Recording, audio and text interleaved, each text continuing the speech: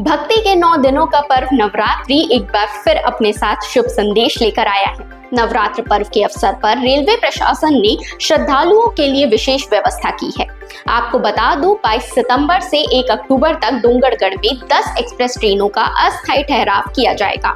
इसके अलावा इस अवधि में एक स्पेशल मेमू ट्रेन भी चलाई जाएगी और 2 मेमू ट्रेन के रूट को बढ़ाया गया है, जिससे भक्तों को सुविधा मिलेगी। हर साल की तरह इस बार भी रेलवे ने 5 जोड़ी एक्सप्रेस ट्रेन यानी कुल 10 ट्रेन को डोंगरगढ़ स्टेशन पर 2 मिनट का ठहराव देने का निर्णय लिया है। इन ट्रेनों में बिलासपुर भगत की कोठी बिलासपुर, बिलासपुर बीकानेर बिलासपुर, बिलासपुर चेन्नई बिलासपुर, बिलासपुर पुणे बिलासपुर और रायपुर सिकंदराबाद रायपुर एक्सप्रेस का स्टॉपेज 2 मिनट के लिए दिया जाएगा।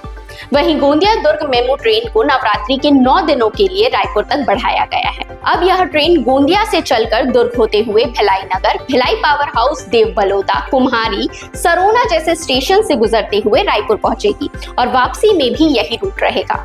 इसी तरह रायपुर डोंगरगढ़ मेमू ट्रेन को अब गोंदिया तक बढ़ा दिया गया है। यह ट्रेन डोंगरगढ़ से चलकर गुदमा, आमगांव जैसे स्टेशन से होती हुई गोंदिया पहुंचेगी और वापसी में रायपुर तक जाएगी।